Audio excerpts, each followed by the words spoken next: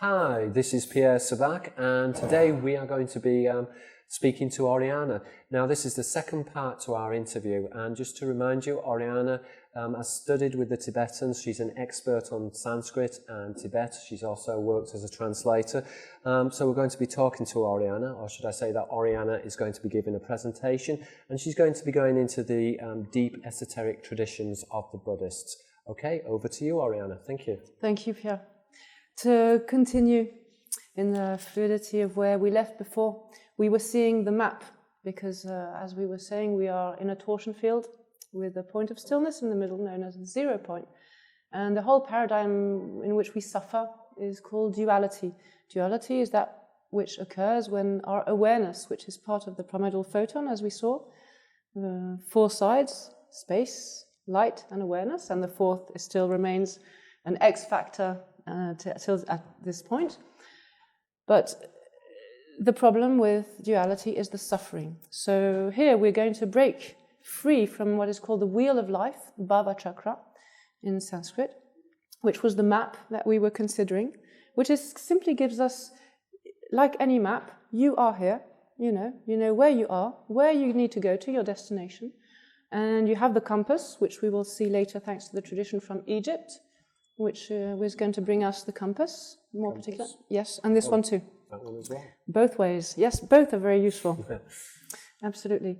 So we were previously seeing the map, the 12 interdependent links, which happen every minute, every thought, every life. It's just one factor bringing another. It starts with ignorance. At first, we will see in the Genesis chapter, there's what is called the primordial crack or primordial split. Our awareness, which is the natural fundamental property of this primordial photon, when it does not fully acknowledge its own self-perfection, its own self-nature, there is a kind of prism effect between clarity and emptiness, and clarity becomes perceived as objects and emptiness become the ego. We're going to see that a little bit further in detail.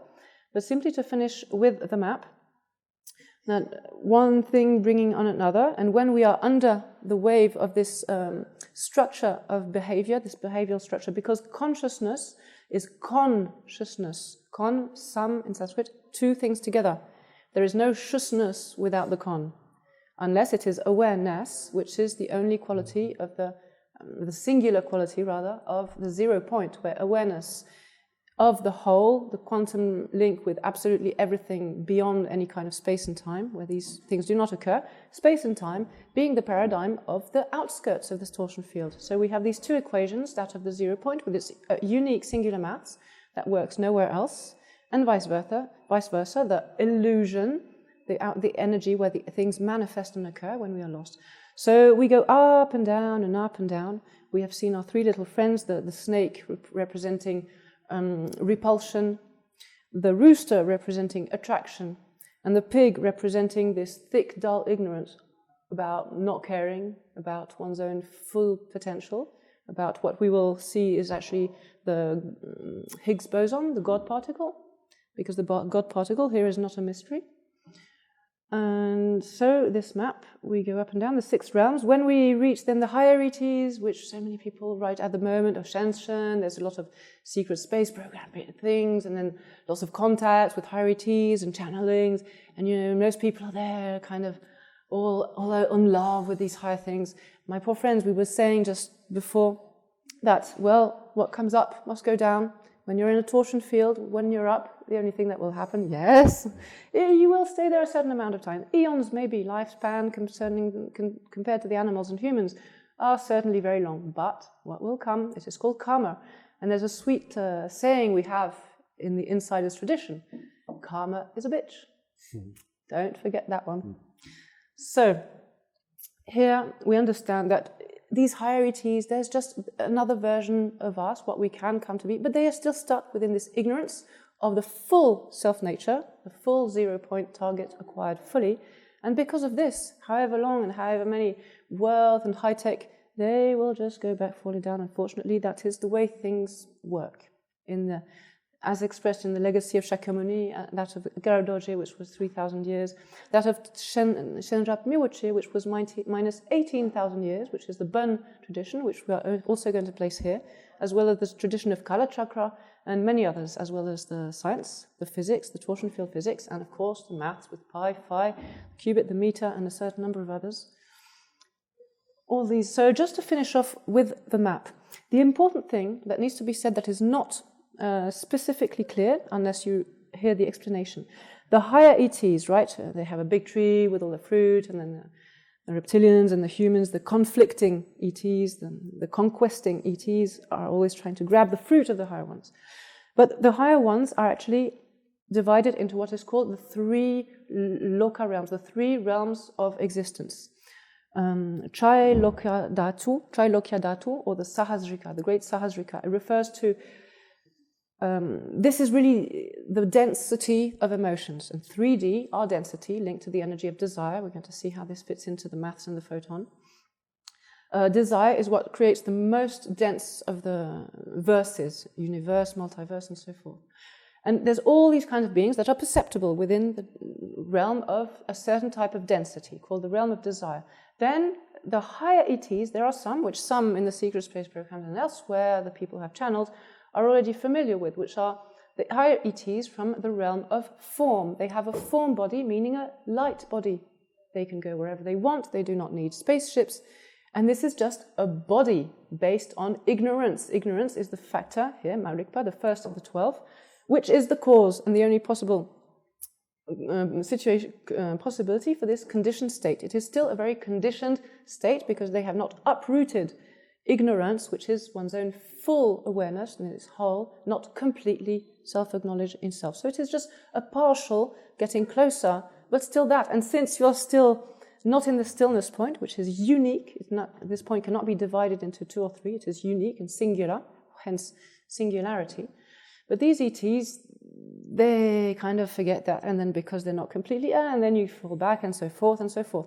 This is why Shakyamuni's legacy will invite us to break free. This is the situation I want out. I have been screwed over, sodomized, etc. Once too many times kind of feeling.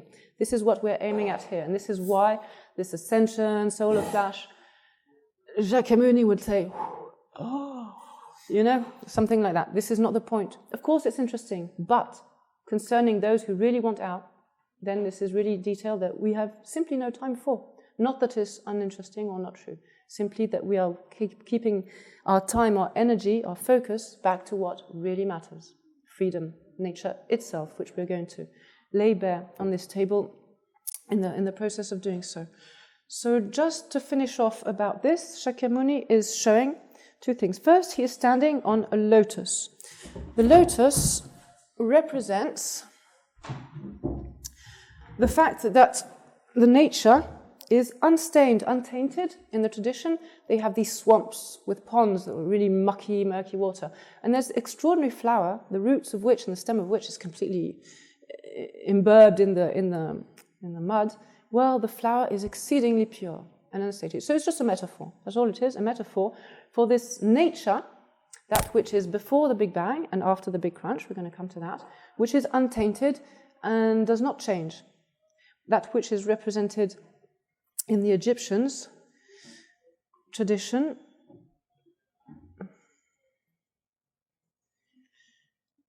Where is she gone again?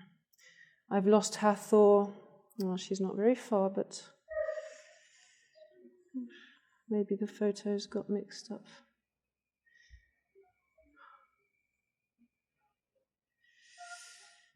I'm sorry, this is taking more time. And here it is. So, sorry for that. Hathor in Egypt is represented, we can't really see it here, clearly clear. There is a cube, a square, her face is a square. Professor Jacques Grimaud explained that this is because nature is unchanging. It represents the unchanging nature. This is how they have her in Egypt. And I also wanted to show you, with what we had been talking about previously, the 5 senses, the eye with the organ of the eyeball and so forth, and the 6th consciousness, which is intellect, the organ of which is the brain. Our intellect is but an organ, which is why if we are obsessed with the brain being the center of everything, well, you might as well be obsessed with your eyeballs or your little toe, because it is not different than that. Also, to make the link with Egypt, this is how the Egyptians present the exact same thing. So this is from Edge of Wonder, a big up to them. This represents sight. You have sound, you have smell, you have taste, and you have touch, the 5 senses. And you have this, which is the inner sense of thought, meaning the thinking process. This is how in Egypt they represented this thing, which Shakyamuni presents as the 5 consciousnesses, the outer ones, the inner sense, which makes 6 consciousnesses. Then the 7th in the tradition of the insiders is the ground of all, alaya vijnana, kunshi namshe, which means ground of all that is still dualistic. This includes the unconscious. This includes what you know as Akashic records. I'm sorry, but that word is going to go flying out the window. Even space is an element. We're going to see that. And all kinds of group consciousnesses, like the social memory complex that the Blue Avians talk about. This is placed in the Buddhist context as the 7th type of consciousness, meaning a ground consciousness. And the 8th, which is actually not a consciousness, refers to Rikpa, Vidya, awareness. It is the full potential of this cognizant capacity that we have, that is not born from our body, that is not born through the sperm and the ovum, that is not even born from the soul. The soul itself is a further expression of this nature, which is termed in the context of Dzogchen the unborn nature, spontaneous presence, where things both appear, are not really there, and it is not a problem. When you have the right perspective, which is you get used to it through meditation, which is what the word meditation means, you get used to perceiving directly without dualistic consciousness, which is, of course, the problem. When you train, you learn slowly, you taste a little taste, and then a little bit more, and then you develop gradually stability until realization. And this enables you to flatten out any problem. And then things only then will make sense, because it is not a matter of understanding or knowledge or scholarship. It is a matter of direct perception, which will set you free. So we were still at the map. I just want to finish quickly with this one. Shakyamuni and all wisdom deities. Sorry. That was another thing referring to the first part,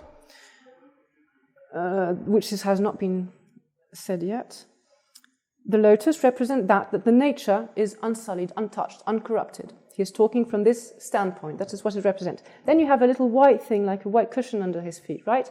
What did we say about occult? What it means? The sun and the moon are one. Well, he is standing on a sun disk and a moon disk united as one, which serve as a cushion. This is what the tradition shows. The lotus, under the fundamentally unconditioned ground, non-corrupted by anything that could manifest. You could kill, do the worst crimes.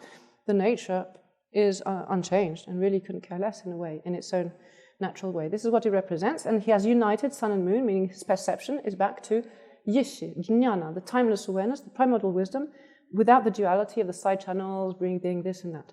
And he shows you the way back to this, which looks very much like the wheel of our ship, the gouvernail, from whence the word government comes. This 8-wheeled represents the heart chakra. We mentioned in the beginning, I told you that the central channel was, and the 2 sides are what matters, and the chakras, this is detail, you can leave them alone. You just might want to know for the information, because you've heard more about chakras than anything else, basically. There is one at the bottom, I think it's 32 petals, which is this shape, and the one here at the navel is 64, it is like this.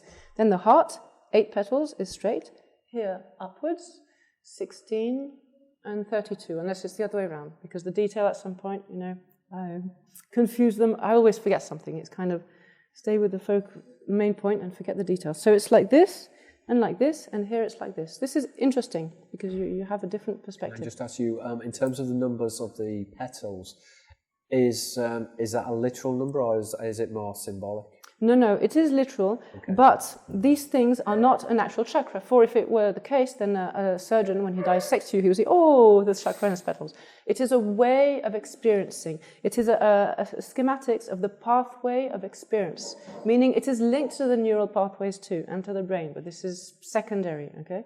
But it is very much the way we experience what we do. Through the practice of color chakra, we will see that through reintegrating this, you can discover the whole cosmoverse in your own body, solar systems in your own body, and you have a direct map to everything if you have this access. But this is a particular tradition and so forth, but it comes back to now. So these chakras are referred to in most tantras as the cities of the 6 classes of beings. When you read this expression, it refers to the 6 chakras, because there are different emotions, thoughts, and pathways of experiencing things that are like a busy metropole, basically.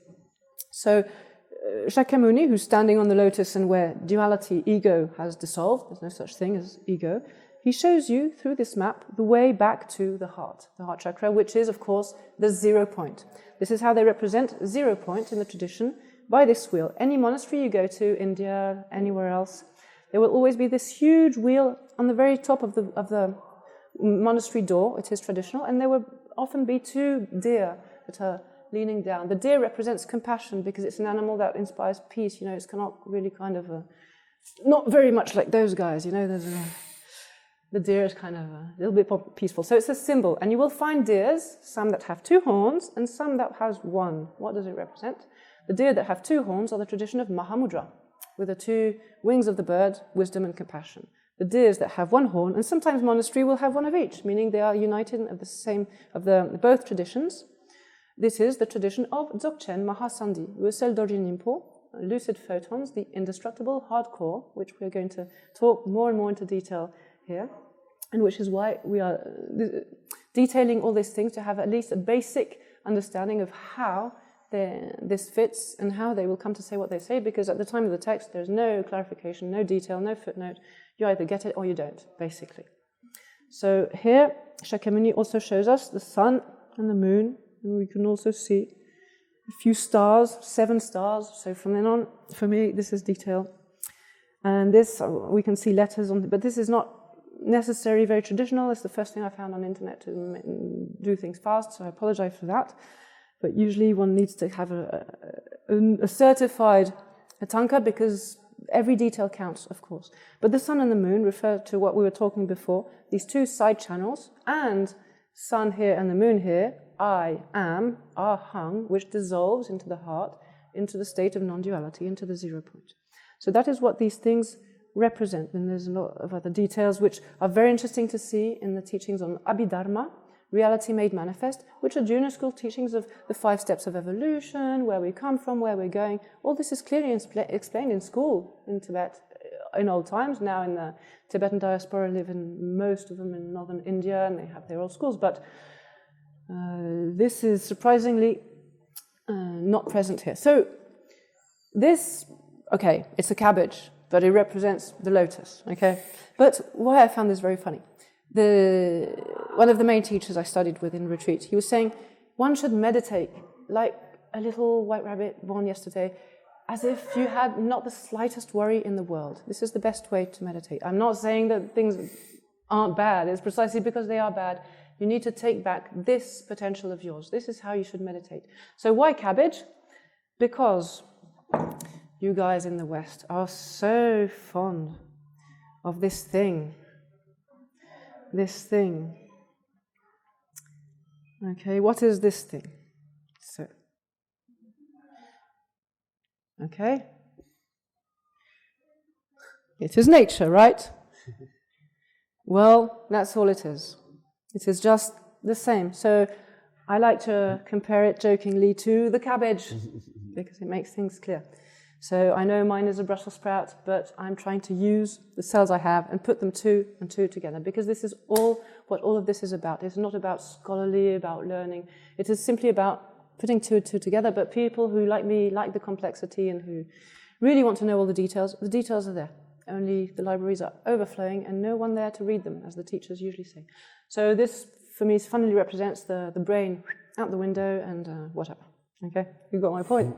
This is how you should meditate. So to finish off with the map, the 3 realms, which are not explicit, which are all in the realms of the higher ETs, the devas. So all this is the realm of desire. 1,000 realms of desire is called the Tong Sum in Tibetan, means 1,000 threefold.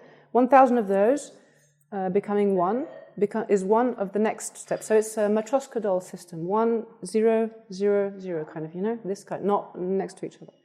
So this is the most dense, the realm of desire, where we have the hell beings, the hungry ghosts, the animals, the humans, the conflicting devas, those who are obsessed by conquest, and those who are obsessed by their own navels, basically.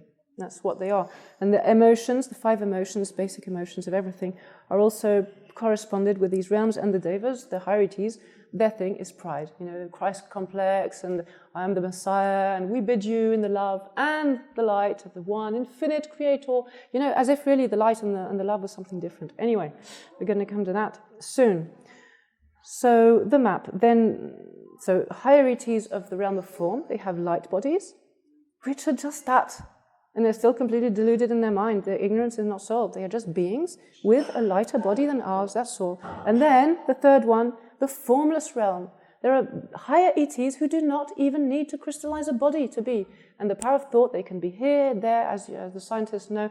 There's no such thing as a limit to the speed of light. As Penny Bradley was disclosing, the Germans on Mars, they have debunked very quickly Einstein's E equals mc squared. It is only valid in a particular specific context, which is very limited, but certainly not valid as a whole. So this has been clearly demonstrated. And these beings, they have these capacities, but still, they are not completely dissolved. The ignorance that is, as we're going to see soon in Genesis, which is the root and the beginning of everything. This just at the primordial origin, this full potential, just lacking, failing to fully acknowledge itself, just for a moment there, I just wasn't there kind of thing. This is the primordial crime. I mean, if we are guilty of anything, it is simply that we were just there, but not fully acknowledging our potential. This is what is called the authorization of letting anyone else exploit and use us, meaning simply it is possible. We have let it become possible. It was not intentional, things happen, but then, as a grown-up, one needs to roll up the sleeves and get back the work, simply because getting spilled out requires no effort, because you're just letting yourself be carried. Exactly. Since you are the primordial photon and have the capacity, as we're going to see, of God itself, the very fact of not acknowledging, not using your self-power, which is naturally yours and timelessly so and always will be and cannot be otherwise, however much people exploit you, this cannot be taken away from you. And as long as you do not self-empower, self-acknowledge, self-mastery, well, it is like an ostrich with the head in the sand, and you know what I mean. And everyone who comes by, yes, you are saying welcome. This is what they translate in terms of we are authorizing the reptilians, the Nazis in doing that. That's all it is in the Illuminati and all the rest. It is simply because we are letting it possible. And they translate that from a perspective of ego, which does not exist, as we are authorizing them to, which is dualistic language of simply this fact. We are letting it possible simply because we don't know, which is why knowledge becomes power, because then you can take back that which always has been yours and stop letting yourself being exploited, used, abused, and so forth by simply somebody else's agenda. You have your agenda, this is your destiny, your freedom, and you need to be able to take it and to use it. So that's why having a little bit of information, like Shakyamuni's legacy gives, I think maybe it's not just a bad idea. That is why, one of the reasons why I'm sorry to have to impose on you all these silly language and all these things, as you see, it goes all over the place. Yet, the information, I thought, you might just want to know. So these 3 realms is important to remember, because as long as we are in it, well, there's only one thing, only one problem. Ouch, ouch, ouch. The suffering. Dukkha in Sanskrit, dungel in Tibetan, which is the paradigm, actually, it's the translation of the energy which is spilled out from the 0 point. It is a translation from the torsion physics point of view of energy. But we will see how, with the consciousness, meaning awareness, how it all fits into one primordial tetrahedron, and then 2, the Merkaba, and so forth, and in all infinite numbers of structures with all the platonic solids and so forth. The so-called sacred geometry, which is only sacred for those who think that something is not sacred, it's all nature. So we can simply call it geometry. Oh, what is it again, those guys? What are they doing? What was it again? I wonder why. I just wonder why. I just don't. This means geometry. This is that. Okay? And this is a ruler. And this is in the name of that these guys are doing horrible things to our children and so much more. What does it represent? Why are these people mad about that? When you see all the things that they symbolize in the face, like the Madonnas and all the rest, you see pyramids, you see eyes, you see squares, circles. It's just maths and physics. These guys have stolen the information through the Library of Alexandria and all the others. But simply, they do not put two and two together. Why? Because they are the only one they should be looking at. Because you are the projector of the projected. As long as you look at the projected and the projector, that is simply not very clever. So here we're going to try and be a little bit more clever. And that won't leave the magnets around everywhere.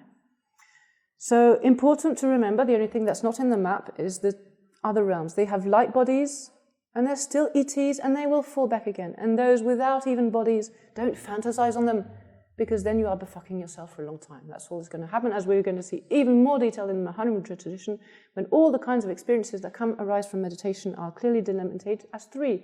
De, sel, mitokpa. De, bliss, sel, clarity, mitokpa, non-conceptuality. Three types of experience. If you get attached to an experience of bliss, you have just signed up for the realm of desire, the really super dense, for eons and eons and eons. If you get attached to any quality of clarity, like us intellectuals, this is really a default we should keep an eye on for people like me, for instance, because this capacity to think and to get clarity, this is just one quality of the mind. If you get attached to that, you have just signed yourself up for a long time in the realm of these light bodies, and after which you fall and so forth. You're not free. And if you get attached to the experiences of non-conceptual, which will naturally arise through the process of yoga and meditation, properly practiced as we have defined previously, well, if you get attached to that, exactly, we have just described for eons and eons in the realm without even form, the formless realm, higher ETs without even a form. They don't even need a body, not even need one. So all this is called the cycle of existence. The cycle of becoming is actually the term, because it's one thing becoming, changing into another. There is no such thing as peace. And as biologists know, any biological system tends to maintain its homeostasis. It is one of the major rules. So as long as you do not intentionally, actively do something, well, you will still be entrained by the movements of things. And in this context, alone, what Corey Good brings back as information as evolution occurs through stress is not untrue, but it is not the full truth. It is not the only way. Evolution can only occur through stress when you yourself do not take full responsibility, full acknowledge your own self-nature, when you are under the flux, when you're emoted, when you're under the wave, you're not master of yourself, you do not control. Then, indeed, like cows and sheep, get a move on, you guys. Evolution, indeed, in those cases, occurs through stress. But it is not the only way, for as we were going to see shortly, there's a fourth face of this primordial tetrahedron, which we have still not placed clearly on the table. And this, I can spit it out right now, we're going to see it anyway, but this is actually love. The energy is love, and love manifests in 5 powerful wisdoms: red, yellow, green, blue, and white/purple. But this is what it boils down to. So evolution can also occur through love. And when it does so, you don't have the torturing, you don't have the suffering, you don't have all those things which are a problem of stress, which, as we will see in the torsion field, when you press down on a coil, yes, you will always have the spring back in your face. So this is why it is not the cleverest way of going about things. You will also always pay a price. When evolution can occur through love, through common sense, then you don't have those problems. Of course you have hardships, and of course then starts like when you read the hagiographies of Milarepa, Padmasambhava and all the others, things aren't easy, huh? But compared to what it would have been through stress, it's almost easy peasy. So this is where these stand. The compass, in the tradition of Egypt, when I went last year to Giza with Professor Jacques Grimaud, the first place we went to was the place of the beginning, Karnak. And even before seeing the temple, there's a wall at the entrance. And you see a young lad and 2 adults empowering him with the vase. And we are taught, the lad, the 8-year-old, is empowered with knowledge and with will. And then why on earth, how on earth could will be as important as knowledge itself, which seems to be massive and huge and takes libraries and libraries? Well, because knowledge is this, it is the map, and will is the compass. Without both, you cannot get back. And how this develops, we're going to see in detail. So, in order to have the compass, your will has to know what is possible. And if you don't know about the 0 point, if you don't know about these three realms, that even if the higher ETs and whenever humanity evolves, become a spacefaring civilization and all that, you're still going up and down. You have to have the information. This is why you have to be empowered in knowledge and will. Will, you need to know what is possible. And then after that, everybody like me will shut the F up, and you, with you, yourself and I, you will have this round table discussion with yourself, and you will decide, this is possible, what do I want?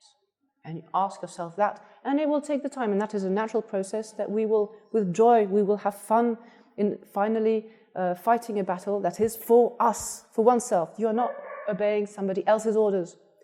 This is not somebody else's agenda that who's going to profit. This is for you. This is your battle, your freedom, your destiny, your future, your everything, basically. So, this is what these maps and compass help us to be able to do. I just wanted to finish with our three little friends here. So, this one is blue. This is repulsion. Everyone's seen it. This one is red. Attraction. A rooster, because a rooster, they spend their day, and that's why he's represented as a rooster in the Tibetan tradition. And then the pig, because stupid ignorance is the root. So these are white, red, and blue. These three colors, why do we find these three colors on our flags all over the world? I really wonder. And then these three things, let's just take them back, present themselves. Their little name together is Trivisha. Visha, the sha, is written as an S with a dot underneath, meaning when you write it in Western world, the dot will go missing. It becomes visa. Please, what is a visa card? Card, cardiomio card, the heart. Visa. It is a poison in the heart. That is what these things are. I wonder who put those in place, yeah? You know, the Vatican crime cartel or someone, you know? Those guys. So, we have, on one hand, the higher ETs, I am the master of the universe, like when I was a kid, you know, muscular, skeletor, that's all that is, okay? And there's a certain number of humans who are going along because they don't have, they have that thing called the brain, but they're just not using it.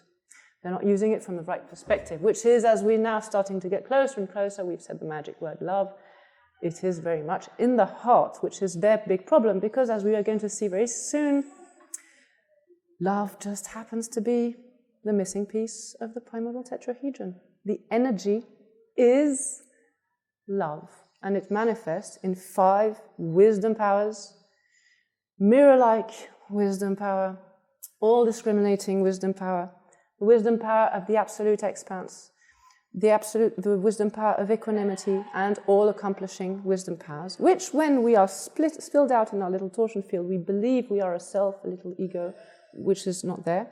We are simply spilled from the proper perspective. These aforementioned are respectively perceived as mirror-like. Color blue is anger, the rah, you know, the clarity. Then the all-discriminating red, it becomes desire. You are able to distinguish, or let's say you're in the street and then a woman comes by, ooh, what a woman. You are able to discriminate because it would be old granny with a dog, you know. It would be different. So it is this capacity, although in this oneness, to be able to put things in perspective. If that were not a natural quality of awareness, this would not be able to occur.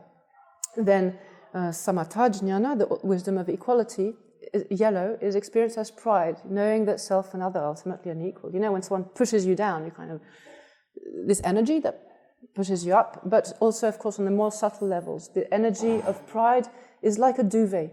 It's like a duvet in that when someone insults you and is a threat, it protects you a little bit. You know, you don't get as hurt. You know, oh, what are you saying? But on the other hand, it has the other problem that when the sun's rays that bring vitamin to the skin, if you have a duvet, well, you don't get the sun's benefit either. So that's the problem with pride on the subtle level, is that it is not wrong from the energy but it brings a big obstacle, obstruction from this point of view, awareness, not acknowledging itself, which is why our little friends, the higher ETs, I am the master of the universe, we're on top of the map. Well, this is their problem. Because of that, they do not get the final resolution back to source, and they miss the opportunity they have, and then they go back, as we were saying, whooshing back down, because it's the thermodynamics of the torsion field we're in, the energy of which is love and the emotions, and is governed by these. So they fall back again. This is why a practitioner, a yogi, is really advised to say, you know what? Like, F all, sod all, I just want free. And you take your sword and you go back to the battle. But this time, as I said, not for anyone else, for you. And if you want to include others, like where we go, one we go, all kind of attitude. We're going to come to that one and place it. Shakyamuni gives even the detail, how long it is going to take for everyone to be free with the where we go, one we go, all attitude, because it is only one of three possibilities. There's one that is like the captain, I will get free first. And then when I'm free, okay, everyone come along with me. Then that takes a certain number of eons, in the best cases, eons. Then, where we go one, we go all. It is the raftsman, the ferryman. Yeah, we're all going together. That takes, I think, 7 big eons to actually go back to 0 point. Then there's the third attitude, the shepherd. Everyone will get free. I will get everyone free. And then, sure, no one left? Okay, then I'll get free. That takes only 3 long eons. So this is why this is an attitude placed on Mahayana, which is service to others. Because service to others also is BS. If there's no such thing as a self, how could there be others? Okay? So it's a training, and it takes a long time because right there and then, your own awareness has not cut to the core of its ignorance, which is the only problem in the first place. So then you have, Shakyamuni has placed, exposed, meaning shown, which is translated as taught. The word is to show, simply shown. The 6 classes of Tantra, starting with Kriya, Upa, Yoga, Maha, Anu, and Ati, of which the 6, Ati Yoga, is the one we have previously talking about. These 6 classes of Tantras are gradually for people who have a little bit more depth of understanding, a little bit more wit, to be able to relate to this non-duality thing. And these methods are said to, if you practice them impeccably, without wavering, with total diligence, in 7 lifetimes, 5 lifetimes, 3 lifetimes, 1 lifetime, and then so forth. Because they are simply dissolving gradually things in a gradual way. They are called the lam rim in Tibetan. Lam is path, rim gradual, step by step, one pace at a time, which is healthy and which is the way most people would walk and would be invited to walk. And then next to that you have the immediacists. There's the gradualists and the immediacists. Immediacists are those who get right now, Dzogchen, Mahamudra, you get it or you don't. So it is immediate enlightenment, and yet the path of immediacy will require a lot of Sisyphus, right? You will even spend your life doing just that. So one does not deny the other. Simply, you get it immediately, the 0 point. You get, and you come back, and you come back, and you come back, and you train, and you taste, and you relax, and you integrate, and so forth. This will take a certain amount of time. So it is not the absence of a gradual path. Both are one and the same. But the gradualist will posit, oh, right now I am not perfect, I'm just a mere human. I have to do something, a yoga, a meditation, to become perfect. And this view, this perspective, is the weakness of mind itself. Here, when you have the proper understanding, you can get to the perspective directly, and then everything else unfolds as a matter of common sense. But simply, not everybody has this maturity, this aspiration, because maturity, what am I saying? High vibration. You know, we're being told, oh, we should raise our vibration, raise our frequency. This is flat earth language, but it's not untrue. Think galaxy. Okay, where is the heat? Where is all the energy? Okay, torsion field, of course. So how do we raise our vibration? By coming back inside, not by going up somewhere, flying off like a balloon, you know, holding a balloon, oh, my higher self, you know, oversoul, I've heard all these kind of words. Of people who simply do not understand from the right perspective. They're trying to make efforts to understand a very complex subject, but they simply do not have the right perspective. And when you use the proper words, it helps. Because otherwise you stab yourself in the foot simply because of your own words and perspective. Which is exactly what those guys are doing. The Bible and all that, they have translated it in a language to ensure that you will never understand. May I please at this point put something, as a kid in England, one of the countries I lived most, meaning a couple of years in my whole life, I was told, you know, when you sneeze, someone said, "Oh, bless you, bless you." And I was wondering, but I mean, you guys, why don't you bless me when I go to pee, for instance? Why am I have to be blessed when I sneeze? I mean, I'm stupid. I asked the question. And then somebody explained to me, oh, well, it is said, tradition, the church says, that at this moment you are vulnerable and maybe demons could get inside you. So as a kid, okay, I'll see. But I had no way to get information. It was on a notepad, block notes, post it somewhere. And then in the Tibetan tradition, in the Dzogchen tradition, you would be interested to know that the main tools of Dzogchen meditation is what is called the gaps. For example, the gaps between two thoughts. Previous thought has ceased before the next one occurs. It's like a gap, meaning it's a point of reset, of freshness. You have the opportunity, if you pay attention to yourself, to your nature, there is a specific opportunity, golden opportunity for you to taste and to understand one step further than the moment before, because it is a gradual process. So one of these gaps, I will show you things that ordinarily are kept secret, and you would have to have done many years of meditation retreat to be allowed in such a teaching, but simply because I found them on the internet and there's no contradiction. Well, yeah, I would know what it is, but nobody else would, So I'm not saying anything, but I'll just show you the things that you would never even be able to receive without this kind of previous training. It is about the gaps. And one of the main gaps practiced in Dzogchen is when you sneeze, because when you sneeze, ego and the perceptions, right there and then, it's let go.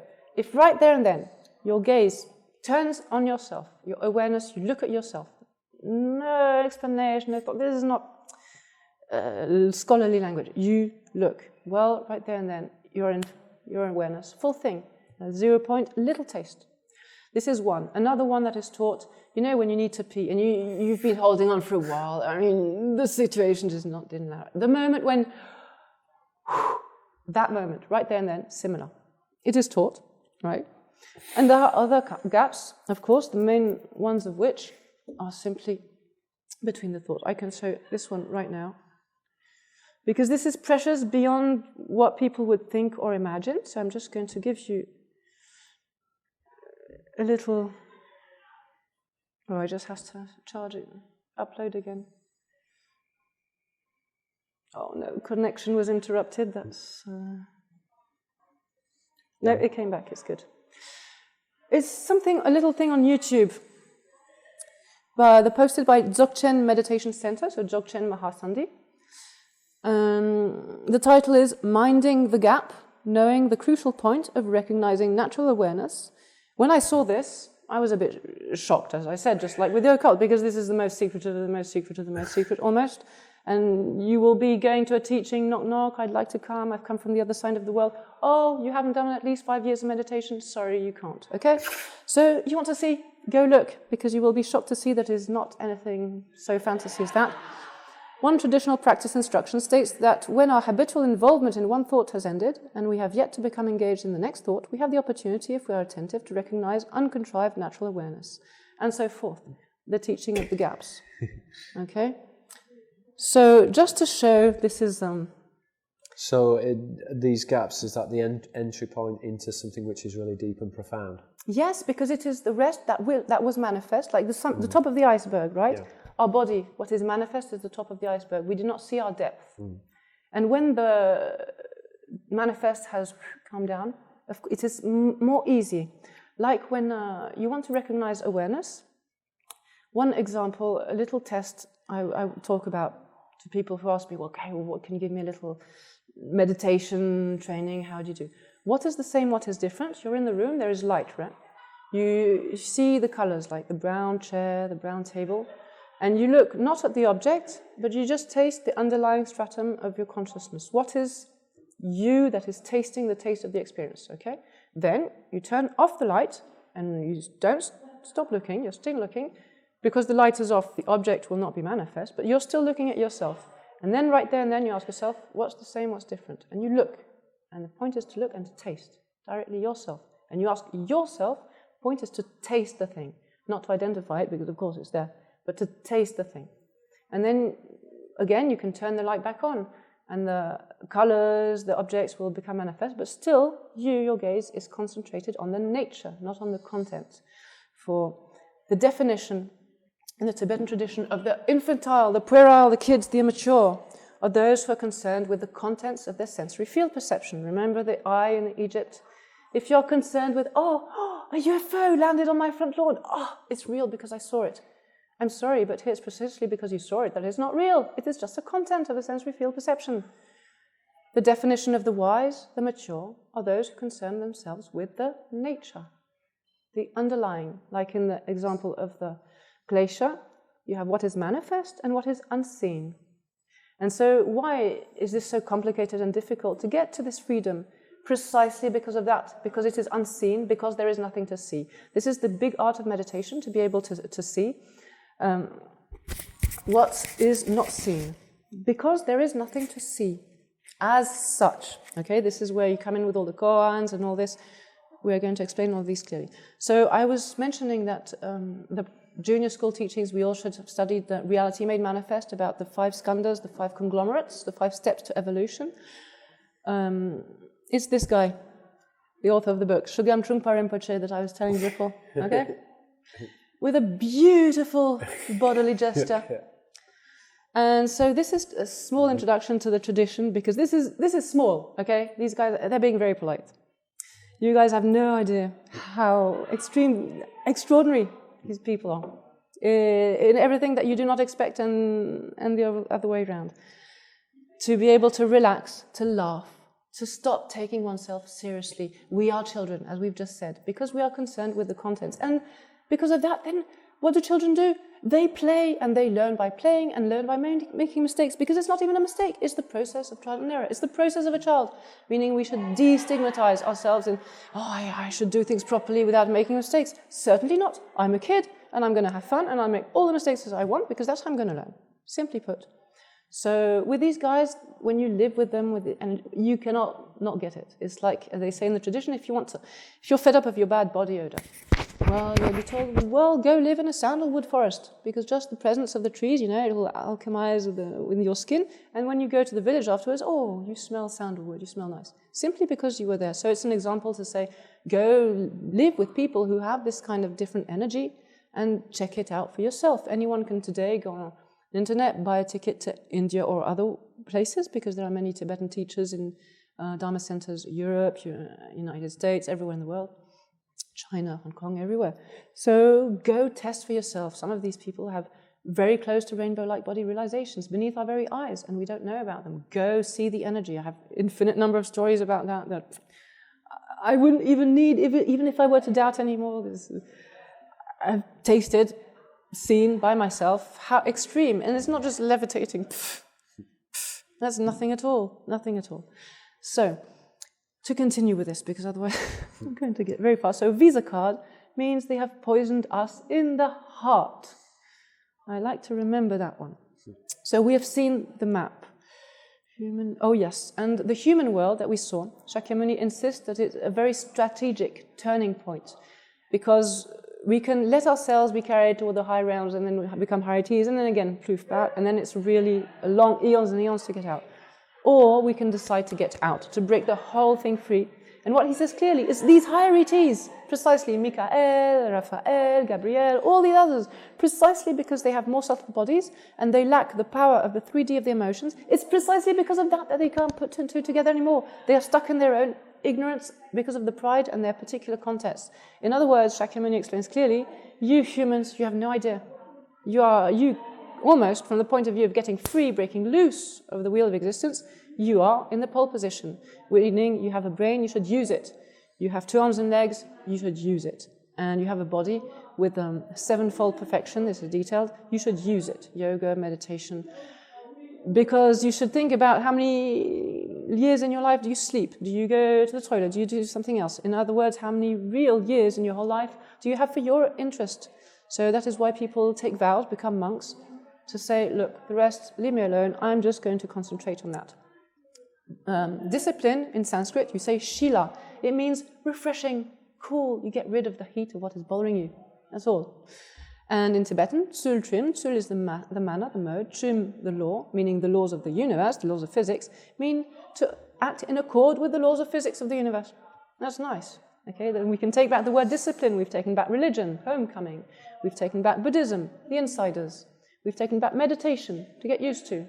Yoga, to be yourself, be natural. Yantra, machining. To practice, to taste the taste.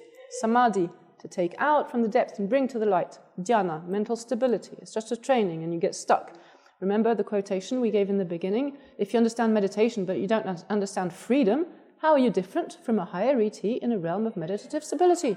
And then and so forth, you go up and down. So a meditator who really wants out, as we will see, in the torsion field, there's only one thing called will that will get you out with the map, and it is called intention.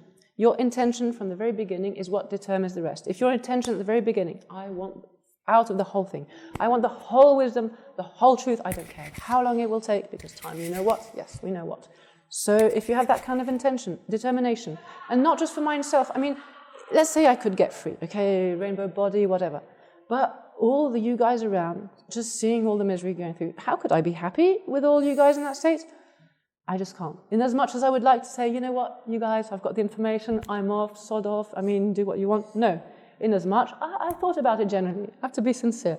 It's not possible. Okay. So, okay. You guys seem to matter. Okay. To not be that different and so forth. Bring back to map.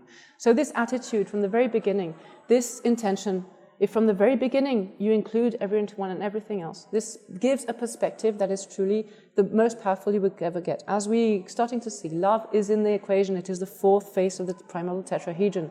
If your intention is powered by love, then it is the only energy in the whole cosmos that has the power to subdue the fear, the reptilians, the all kinds of crappy situations of which we only have a very small extract right here on Earth, because from memory in past lives, believe me, I remember things can even get worse. So we might want to keep that in mind, that this intention, the will, why do Egyptians in Karnak, you are educated in wisdom, okay, the whole thing. And in will, as much, as powerful as wisdom is the will. This is the compass. The map, the torsion field. You know that, yeah, the 0 point, clear, okay, not very difficult. But the compass, that which you will steer your ship, is your intention, your will. This is why this needs to be cherished, developed. You have to have the proper information, but there are 3 forms of wisdom in the tradition. First step, the wisdom of hearing, meaning educating oneself, listening, reading, educating oneself. But this is nothing. And when you die, out the window, like the rubbish. Second form of wisdom, tu samgom sampeshirab, the wisdom of thinking, reflecting, meaning using the brain. And then you think, okay, this, and these will say that. And then you think, this is a whole process, which no one can ever do at your place because of what we are. And then the third, which is gompe shirab, the wisdom that comes from having gotten used to the meaning, from meditation. Only then, through the process of meditation, will the meaning of what you will have heard or read and then reflected upon, will it actually become real, will actually do something. Because here the point is not just to have more information in the aforementioned cabbage, known as the brain, but to actually be free. And this is not something that you can pretend to be or not to be. It's maybe the only thing that can't be made in China. You're either free or you're not, okay? And like love is one of the only things in the universe that is trustworthy, because no one, you can imitate, you can make ersatz at best, but it's never the genuine thing. One of the only things that are reliable, the only thing that is truly reliable is our nature. Awareness, emptiness. As we're going to see, emptiness is really the subject that is going to open things up. But I'm happy now to have finished at least the map, because this is really the major thing. If we keep that in mind, all the rest will fit in nicely. So the 6 realms of the sentient beings we have seen. Droa druk in Tibetan. Droa means to go, to move. It means mobiles. How do you say beings? Mobiles. And why in the West you call them beings? Shakyamuni, if you read the sutras, which is accessible open source to everyone, the monastics, in the Prajna Paramita Sutras, which mean the discourses on the wisdom that takes you to the other shore of the cycle of existence, the wisdom that goes beyond, in an extremely famous sutra that one cannot not know if one is at all interested in the tradition, called the Vajrachedika Sutra, the Diamond Cutter Sutra, which will give you the biggest headache you might ever have, okay? It will say in short, because there's this guy in the audience who's asking him, look, Shakyamuni, I hear you, yeah, love and freedom for all beings, yeah, but what can I do to help beings, he asked. And Shakyamuni said, Subhuti, first of all, if you want to help beings, stop taking them for beings. They're not beings, which is why they are called beings. and so forth. The text will continue. I invite you to go read the sutra, which is that big, okay? It won't take 10 years to read. It's about 30 pages, the thing. This is a monstrous, a basis. You cannot not know that one. So beings are not really beings. They're called beings because they think they are. But they're not really beings as per the maths of physics, the reality which you can come to experience directly by yourself, even without the knowledge or the information or the scholarship, by doing what is called meditation, when simply your awareness, which is, as we know, the third face of the photon, is awareness, is in the primordial photon. So just one's awareness, gently, whatever, lovingly or disciplinedly, whatever the mood, everyone has theirs.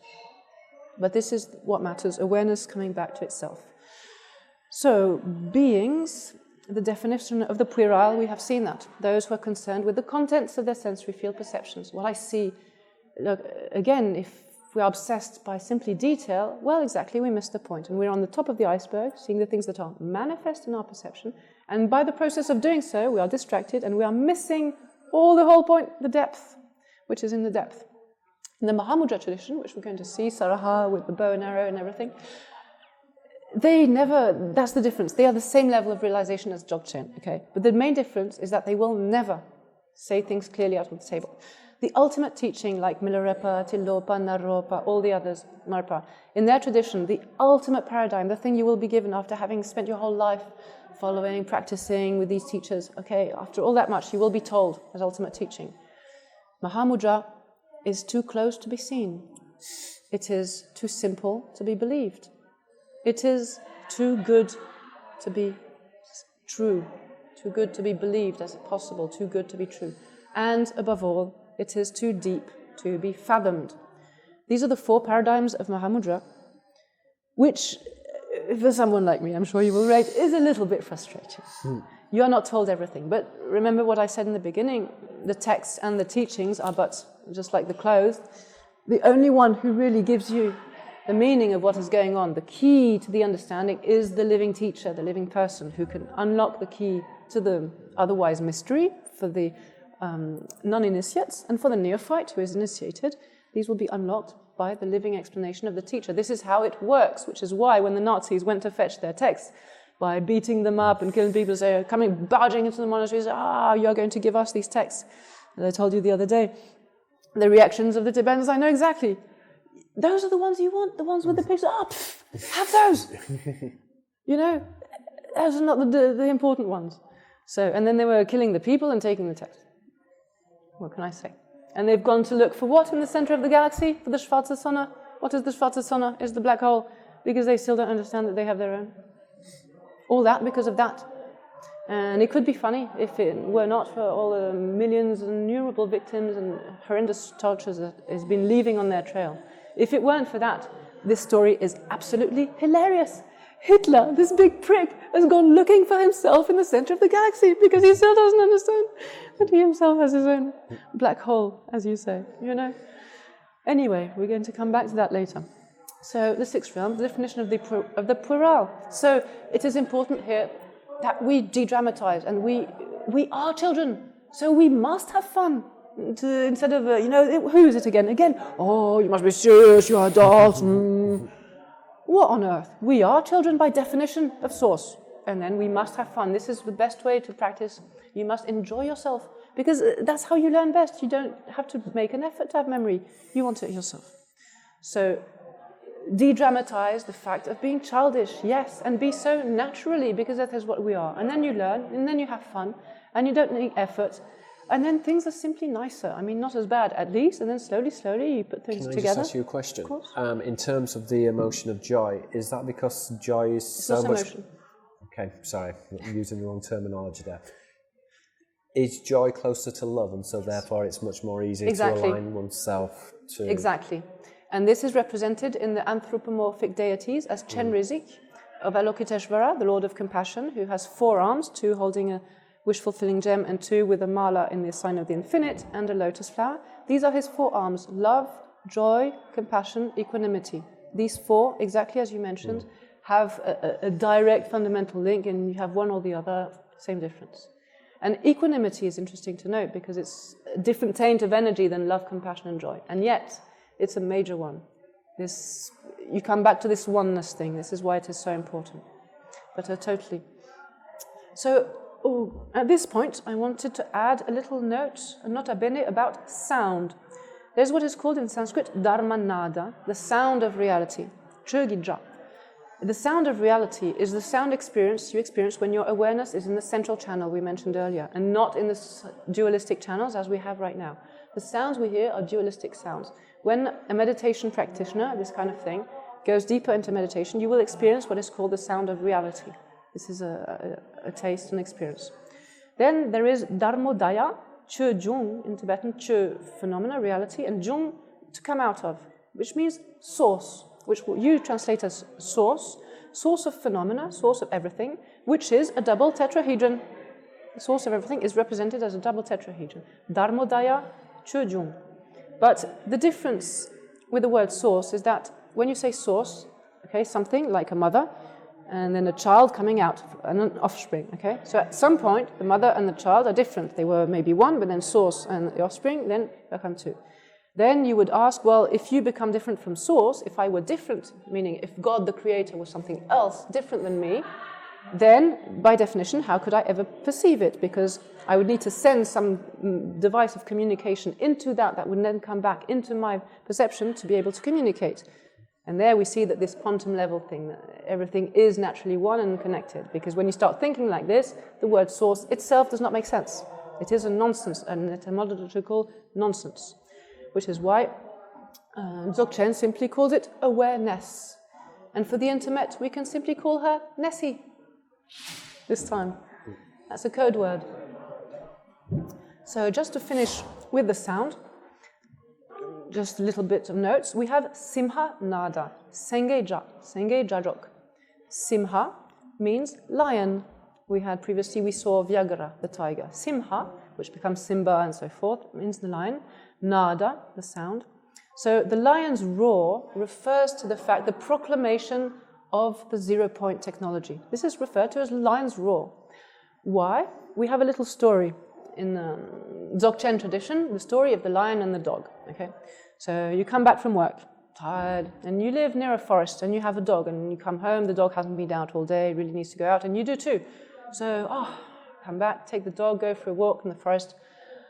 Feels good. And then the dog without a leash, of course. And then there's trees, so there's sticks. You take a stick. Ready? What does the dog do? Goes and fetch, right? Next day, same situation. You come back from work. But this time, your sister came home early, and she's already taken the dog for a walk. He doesn't need to go back. Let me sleep. But you still need to go to the forest. So, as in all forests, there are also lions. I mean, it's natural. And that day in the forest, there was a lion. And so, there's still sticks. Take the stick. Who does the lion come after? You, his dinner. This is the perspective of Dzogchen. Who came first, the chicken or the egg? The who came first part.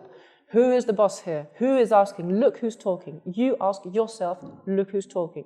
Who came first? Who's the boss? Meaning, yourself is self-acknowledging itself. Whether your ego is still there or not, that's not a problem, because as we know, it never was there in the first place. So ego is not a problem. The only thing that amounts to something is this, your own energy of attention, bringing its own potential back to itself. And then you blossom out from the inside. You taste the taste, and this reintegrates the luminous clarity of the mind, which then reverberates throughout the body, which then dissolves slowly, slowly, and that's how you achieve the practice of rainbow-like body. We will see that in the third part of the presentation. How you achieve rainbow-like body. The real one, not the light bodies in the form realm that we mentioned before, that are part of the cycle of existence. So this is important. I wanted to place that. What the higher ETs refer to as light body has nothing to do at all with what is intended by the Tibetan tradition as this one. Okay, nothing at all. Although, of course, because light is the photon, it's kind of, so it is, as a matter of course, that many types of bodies will be light-like. But this one referred to here is the total disintegration of the potential of crystallization. It is not even feasible. Your body is the body of the whole cosmoverse, directly. And will depend, of course, on the methods you have used. And Dzogchen's particularity, which is unique and not present anywhere, also is present in Bern, but it's the same tradition, is the methods of Trekchö and Tögel. Trek means the bundle, and to cut. Tre is to cut. You cut loose the bundle of your concepts, of your thought patterns, of your grasping to this being like that to your thoughts. It's a tight bundle, kind of personality, bundled up. You cut it loose. So of course there's nothing to cut. This is a practice of primordial purity. It's the practice of emptiness. We're going to come to that. The second one is Tögel. Tö means the kapala, the cap, the head, the skull. Why is the skull important? Oh yeah, there's the cabbage inside. We forgot that one. So here, the cabbage has gone flying out the window. The brain is not the issue here. Tögel, beyond, you go beyond the cranium. It's translated as quantum leap. Interesting name.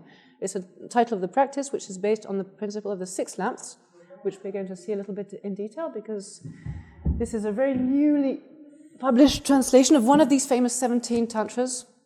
This is one of the books that you would never find anywhere in many lifetimes if you were to give everything you had to find it. We're going to quote a few excerpts from this one. It's the translation of one of the major 17 tantras, Blazing Lamp.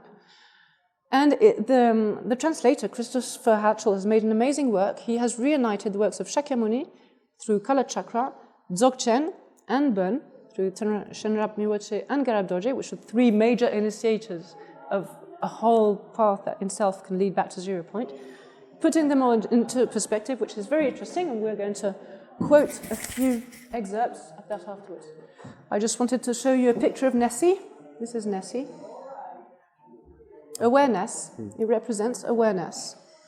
On the lotus, as explained, the nature is unchanged. Sun and moon disk. The 2 legs represent the fact that samsara and nirvana are not 2. They're just the movement, the spirit, and the crystallization thereof in terms of the matter. Or samsara and nirvana is when you're spilled in the outskirts, and nirvana is when you're in the point of stillness, meaning the 2 are simultaneous and non-exclusive. One is not a problem for the other. So he has 2 arms. Of course, this image is actually a mirror, which you would need to know. It's again one of the ways they hide things. But it's not the left hand, it's actually the right. In the right, he is holding the Vajra, symbolically, which holds by itself, straight, which is erected by itself, at his heart, meaning the truth, the indestructible truth, is self-maintained in the point of stillness. And in his left hand, he holds the bell, Ganta, which symbolizes sound and the empty full potential. This represents the compassion and so forth. And then the whole thing has meaning. But again, I think the first thing you see is simply nature. So of course, in this picture are hidden all the instructions for Vajrasattva practice, which one would need to know. You would see, for example, here the letter H.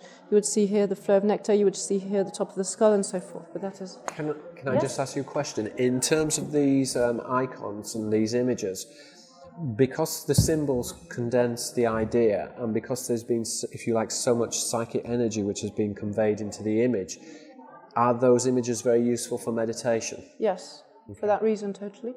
And also for another reason which we're mentioning here, rest in peace, meditation and best seeing, because when you're looking at that, you forgot about the mobile, you forgot about this, you forgot about that. They keep your attention at something that you have decided to pay attention to. Because here the point is that you are doing what you decide to do with your mind energy. That is how you take back your power, by training in doing what you decide to do. Which is your Eunice. If you want, no problem. So there was just notes about sound. The lion's roar is the proclamation of Dzogchen teachings, which is why one of the major tantras is called Sengit Seldzok, the perfect dynamic energy of the lion, because awareness is compared to a lion in its natural energy, self-sustained, self-contained, is naturally complete, perfect in itself, but has a very leaping lion quality. It is strong energy. Look, this is what it creates, the whole cosmoverse and the worlds and the solar systems. This energy, of which we are a little piece, is that powerful. So when you start doing these powerful yogas I was showing you, the ones that you sipped and all that, we're dealing with big energy here, which is why it is important to have a proper teacher to not get screwed up, basically, because this also, I don't like talking about it, but it must be at some point. I've witnessed many people who've gone screwed, and it is very more than sad, because if it's to go through all this trouble to become even worse than what you were, This is why, again, I'm going to come back a lot, because this was also my training. This is the only thing that we're talking about all the time. The intention. If the intention that you have set from the very beginning, even before you've started even doing 1 minute of meditation, if this intention is clear, this I shall not stray, I shall not waver, from this determination, This itself is the most powerful weapon ever. You have the map, you have the compass of the will, all the rest, my dear, is detail, if you have that.